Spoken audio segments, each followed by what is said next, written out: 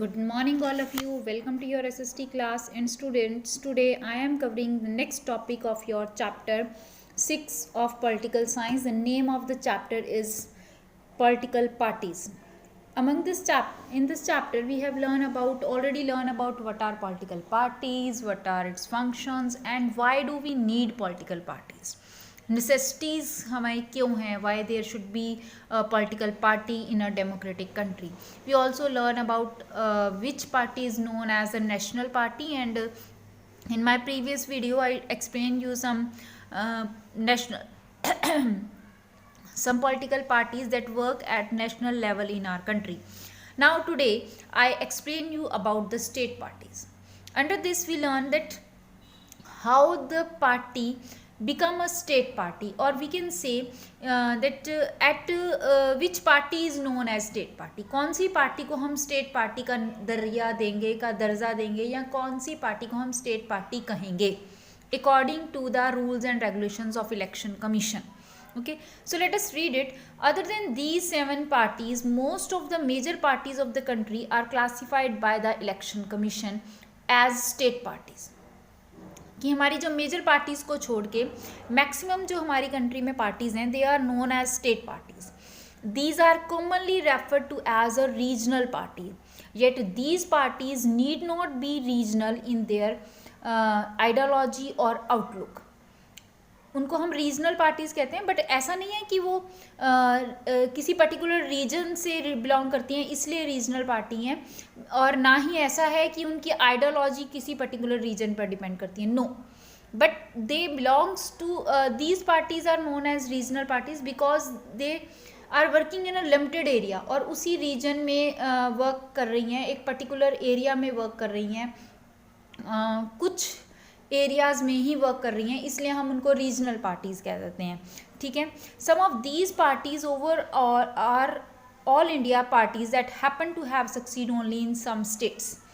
Parties like Samajwadi Party, Rashtriya Janata Dal have national level political organisation with units in several states.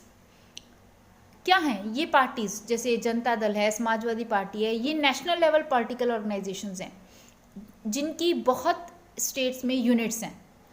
But कुछ parties like Biju Janata Dal, Sikkim Democratic Front, these are regional parties और state parties. Y?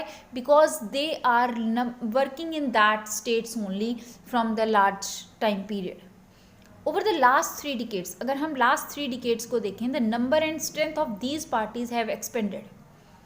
This made the Parliament of India politically more and more diverse. अब हम पिछले कुछ सालों की अगर study करें तो हम ये देखते हैं कि हमारे यहाँ पर जो पार्लियामेंट में जो पॉलिटिकल पार्टीज़ हैं वो इंक्रीज़ हुई हैं, और ये बता रहा है कि हमारी जो पॉलिटिकल डाइवर्सिटी है वो इंक्रीज़ हुई है.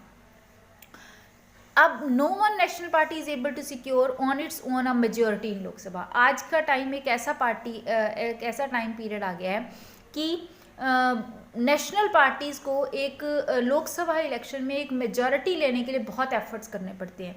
Y? Because there are many regional parties, बहुत सारी रीजनल पार्टीज़ हैं. और अगर हम 2014 से अपने इलेक्शन के रिजल्ट्स को देखें तो we can see that it is very much difficult for the national party to be gain majority in Lok Sabha election. As a result, the national parties are compelled to form alliances, और जिसलिए उनको क्या करना पड़ता है, उनको alliances बनाने पड़ते हैं. 2, 3, 4 पार्टीज़ को इकट्ठे मिलकर अपनी सीट्स को बहुमत साबित करना पड़ता है लोकसभा में, और मेजॉरिटी साबित करनी पड़ती है. इसीलिए एनडीए और यूपीए की गवर्नमेंट बनी थी. एनडीए नेशनल डेमोक्रेटिक अलायंस जो मैंने आपको बताया था, और UPA is United Congress alliances. तो ये जो पार्टीज़ थी वो इसीलिए बनी थी यूपीए की, क्योंकि सिंगल पार्टी की मेजॉरिटी नहीं आ रही थी, और तब से ये पार्टीज़ एनडीए और यूपीए के रूप में भी वर्क करती हैं और सिंपल भी वर्क करती हैं. ठीक है. Now state since 1996 nearly every one of the state party has got an opportunity to be part of one or the other national level coalition government. This has contributed to the strengthening of federalism and democracy in our country. ये हमारे country में federalism को, democracy को strength करने में, coalition government बनाने में एक बेस्ट अपॉर्चुनिटी देते हैं, एक बहुत अच्छा एग्जाम्पल भी सेटअप करते हैं। I already explain you about the regional parties in India. India में बहुत सारी रीजनल पार्टीज़ वर्क करती हैं और बहुत सारे हर एरिया में डिफरेंट रीजनल पार्टीज़ हैं। And I already told you that you have to be learn these and these regional parties, जिन पे मैंने टिक मार्क कर रखे हैं।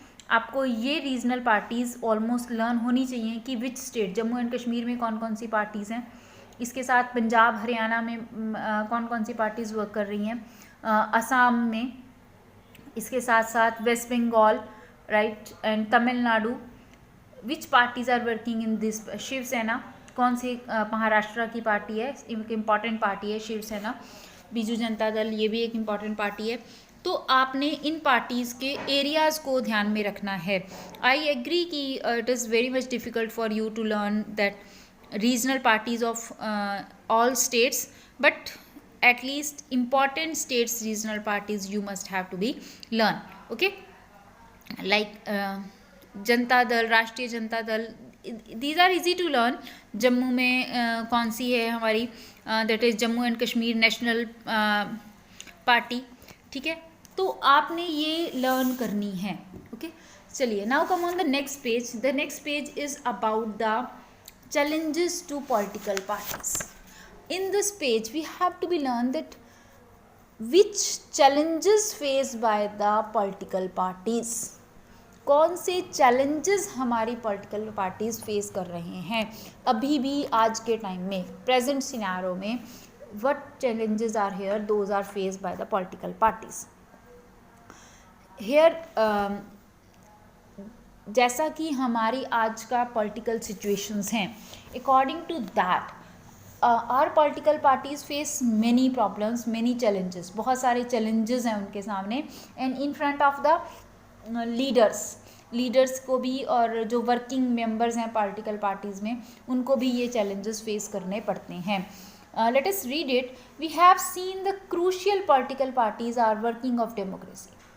Parties are most visible face of democracy. It is natural that people blame parties for whatever is wrong with the working of democracy. बड़ा एक ये बहुत एक इम्पॉर्टेंट लाइन है, आपने इसको ध्यान में रखना है। लाइन क्या है, जस्ट रीड इट अगेन। देखिए, जस्ट ए मिनट, लाइन क्या है उसको आप ध्यान में रखेंगे।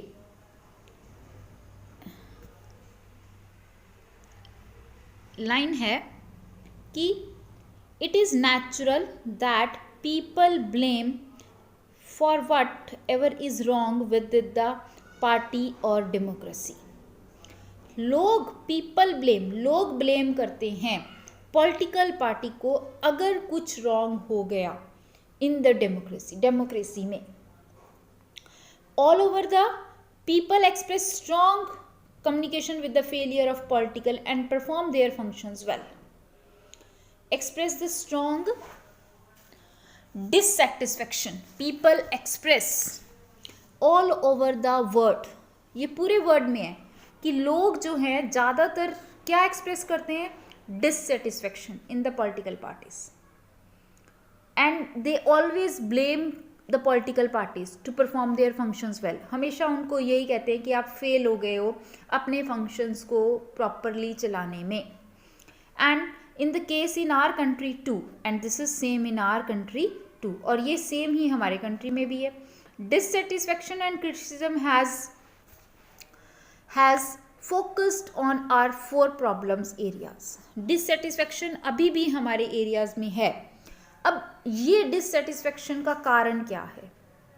Here working of political parties need to be face the overcome these challenges. Political parties को अपने काम में कुछ चेंजेस लाने पड़ेंगे ताकि वो इन चैलेंजेस को, इन प्रॉब्लम्स को दूर कर सके। जो डिससेटिस्फैक्शन है लोगों के बीच में उसको वो दूर कर सके, ठीक है। The first challenge is lack of internal democracy. The first challenge, सबसे पहला चैलेंज हमारे पास क्या है कि लैक ऑफ इंटरनल डेमोक्रेसी है। ध्यान से समझना लैक ऑफ इंटरनल डेमोक्रेसी क्या है, कि जो हमारी पॉलिटिकल पार्टीज हैं उनमें डेमोक्रेटिकली वो वर्किंग जो है वो डेमोक्रेटिक नहीं है। हमारी पॉलिटिकल पार्टीज की वर्किंग जो है वो डेमोक्रेटिक नहीं है। ऐसा कैसे? देखो, आप नॉर्मली पॉलिटिकल सिचुएशंस को अगर देखो तो कोई भी पॉलिटिकल पार्टी है, वो चाहे बीजेपी है, वो चाहे कांग्रेस है, चाहे कोई और पार्टी है, जो पार्टी की प्रॉपर फंक्शनिंग है, जो पार्टी के मेजर डिसीजंस हैं, जो पार्टी की मेजर वर्किंग है, that is under the control of few leaders. वो कुछ लोगों के कंट्रोल में है। Not all will participated in that. ज़्यादातर पार्टी की मीटिंग्स में मेजर लीडर्स होते हैं, और हम और आप भी मैक्सिमम मेजर लीडर्स को ही जानते हैं। जो छोटे लीडर्स हैं, we don't know the name of that party members. क्या आपको क्या लगता है एक पार्टी सिर्फ 5 या 10 लोगों के द्वारा चलाई जा रही है? नो। बट हमें एक पार्टी के 5 या 10 लोगों के ही फेमस नेम पता होंगे। ऐसा क्यों? क्योंकि वहाँ पर डेमोक्रेसी नहीं है, सभी को इक्वालिटी नहीं दी जा रही है, और कुछ को ज़्यादा अहमियत दी जा रही है, कुछ को ज़्यादा प्रेफरेंस दी जा रही है। ठीक है, अब इसके लिए क्या होता है? If we want to be control the challenge of lack of internal democracy, हम इसे रिमूव करना चाहिए तो हमें क्या करना चाहिए? Late us read this para. The first challenge is lack of internal democracy within the party. All over the world, there is a tendency of political parties towards the concentration of power in one or few leaders at the top. Is it right? Yes. Party do not keep membership register. Party के पास कोई membership register नहीं है। कुछ parties को ये भी नहीं पता कि हमारे अंडर कितने वर्क कर रहे हैं। कोई पार्टी की ऑर्गेनाइजेशंस मीटिंग नहीं होती हैं, कोई मीटिंग नहीं होती है पार्टी की कि आज हम सब पार्टी के लोग इकट्ठे होंगे और व्यू लेंगे और कुछ इंपॉर्टेंट बातें करेंगे, कुछ डिस्कस करेंगे, कुछ लोगों को जिनको हम नहीं जानते हमारे अंडर है उनको जानेंगे। नो, ऐसा कोई पार्टी मेंबर, कोई मीटिंग्स नहीं होती हैं। जैसे कि फॉर एग्जांपल बता सकती हूँ, जैसे हमारे स्कूल में हाउसेस होते हैं, तो वंस अ वाइल हम साल में 1, 2 या 3 बार क्या करते हैं, हाउस मीटिंग्स लेते हैं, जिसमें हम सभी बच्चों को इकट्ठा करते हैं और उन सब में बैठ के हम पार्टी के हाउस के कैप्टन्स और वाइस कैप्टन चूज़ करते हैं। तो हम क्या कर रहे हैं, हम डेमोक्रेसी लेके आ रहे हैं, सबको इक्वल लेके आ रहे हैं, सबकी राय पूछकर हमने वो काम किया। बट पार्टी में ऐसा नहीं होता। वो कुछ लोगों की मीटिंग होती है, उसी में से अपना नेता चूज़ कर लिया जाता है और उन्हीं में मीटिंग्स में अपना एजेंडा डिसाइड कर लिया जाता है। ठीक है। Do not hold organisational meeting, do not conduct internal elections regularly, elections नहीं होते हैं। Ordinary member of the party do not get sufficient information, उनको प्रॉपर इन्फॉर्मेशन भी नहीं मिल जाती है कि क्या हो रहा है पार्टी के अंदर, क्या चल क्या रहा है। They do not have the means of the connection needed to influence the decision. As a result the leader assume greater power to make decision in the name of the party. तो जो major leader है वही major decisions लेते हैं, और ये क्या है, this is lack of democracy. और ये बाकी लीडर्स को डिस्ग्रेस करते हैं, और इवन उन लीडर्स को डिस्ग्रेस करते हैं जिनमें पार्टी के लिए काम करने की कुछ क्षमता होती है और वो चाहते हैं। More than loyalty to party principles and policies, personal loyalty to the leader become more important. तो यहाँ पर डिफ़िकल्ट है उन मेंबर्स के लिए जो पार्टी के अच्छे मेंबर्स हैं और वो काम नहीं कर पाते। ठीक है, तो यहाँ पर क्या है, लैक ऑफ इंटरनल डेमोक्रेसी है। अब लैक ऑफ इंटरनल डेमोक्रेसी के चैलेंज को रिमूव करने के लिए क्या करना पड़ेगा, ये हम आगे पढ़ेंगे। ठीक है, चलिए नेक्स्ट चैलेंज क्या है, दैट इज डायनेस्टिक सक्सेशन। ये भी बड़ा इंपॉर्टेंट चैलेंज है। डायनेस्टिक सक्सेशन का मतलब है कि पार्टी को जो बागडोर है, वंशवाद बहुत ज़्यादा चल रहा है। फादर लीडर था, उसके बाद उसके बेटे को लीडर बना दिया गया, फिर उसके बेटे को लीडर बना दिया गया। इसे कहते हैं डायनेस्टिक सक्सेशन। राजा, फिर उसका बेटा राजा, फिर उसका बेटा राजा, फिर उसका बेटा, वंशवाद। और ऐसा हमारा पॉलिटिकल पार्टीज में भी चल रहा है। We can see the example of Congress here. Jawaharlal Nehru, Indira Gandhi, Rajiv Gandhi, Rahul Gandhi, Sonia Gandhi, all related to a one family. तो this is what, this is dynastism. And because of this dynastic succession, what happened? The important leaders, or we can say the leader, those have the capability to hold the power of the party or to run the party smoothly, they are at the behind, वो पीछे रह जाते हैं, उनको पीछे धकेल दिया जाता है। और डायनेस्टिक सक्सेशन की वजह से जिनमें कैपेबिलिटी नहीं भी है उनको आगे लाकर रख दिया जाता है। तो this is dynastic succession and this is faced by the major political parties of the country. बहुत सारे हैं, I am giving you just example of Congress, but many are here. Just go to the Nitish Bihar political situation. There is Lalu Yadav, Rabdi Devi, and now their son. Same is in the UP also. Okay, तो ये एक dynastic succession चल रहा है। And open the transportation procedure for this functioning, there are very few ways for an ordinary worker to rise to the top in a party. और इसकी वजह से एक ऑर्डिनरी वर्कर को पार्टी के टॉप में आने में बहुत दिक्कत होती है। And those who happen to be leaders are in position of unfair advantage to favor people close to them or even that family members. ठीक है, तो इससे क्या होता है कि जिनमें कैपेबिलिटी है वो आगे नहीं आ पाते और वो पार्टी के लिए वर्क नहीं कर पाते। Parties the top position are always controlled by members of one family. Top position एक फैमिली मेंबर्स कर रहे हैं, जिसकी वजह से बैड फॉर डेमोक्रेसी, ये डेमोक्रेसी के लिए बहुत बुरा है। पॉपुलर सपोर्ट नहीं मिल पाता और सम टाइम जो अच्छे लोग हैं वो आगे नहीं आ पाते। तो this is the second challenge that is faced by the most of the political parties. Now come on the next one, that is third, the challenge of money and muscle power. This is also very common. बहुत सारी parties में ऐसे members हैं जिनको वो party के members इसलिए हैं क्योंकि वो पैसे से सपोर्ट करते हैं पार्टी को, पार्टी की वर्किंग के लिए मनी देते हैं। तो मनी और रिच पीपल जो हैं, रिच कंपनीज जो हैं, they are become the important member of the party. ठीक है, अब वो क्यों है member? Because they financially help the party. Especially didn't election, since parties are focused on winning election, they tend to be shortcuts in their win election. Elections को जीतने के लिए पैसे का सहारा लेते हैं and nominate those candidate who can raise lot of money, और उनको nominate कर देते हैं जिनके पास बहुत सारा पैसा होता है। Rich people, companies become influenced by the political parties. In some cases, parties support criminals who can win the election. उनको भी सपोर्ट कर देते हैं जो इलेक्शन जीत सकते हैं, चाहे वो क्रिमिनल्स हैं। ठीक है, तो ये भी एक डेमोक्रेसी के लिए वर्ड थिंग है। It is also very much hard for the democratic life of the political parties.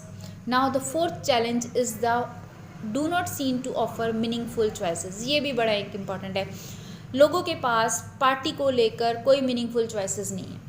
आज हमारे कंट्री में many political parties are there, those are working as the political parties and we have the choices, but if we see either there is the government of Congress, either there is the government of BJP or any other Janata Dal or any other party, but people don't have, people what normally ना आम जनता क्या कहती है, कोई भी party आ जाए काम तो एक जैसा ही करती है, हमें कोई ख़ास फ़र्क नहीं पड़ता कोई भी पार्टी आ जाए।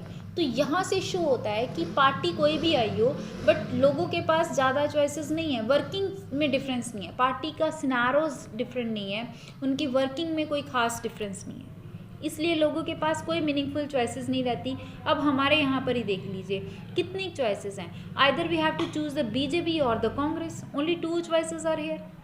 कौन सी पार्टी को आप वोट दोगे? मेनली मेजर देखो तो 2 ही चॉइसेस हैं, तो मीनिंगफुल चॉइसेस नहीं है।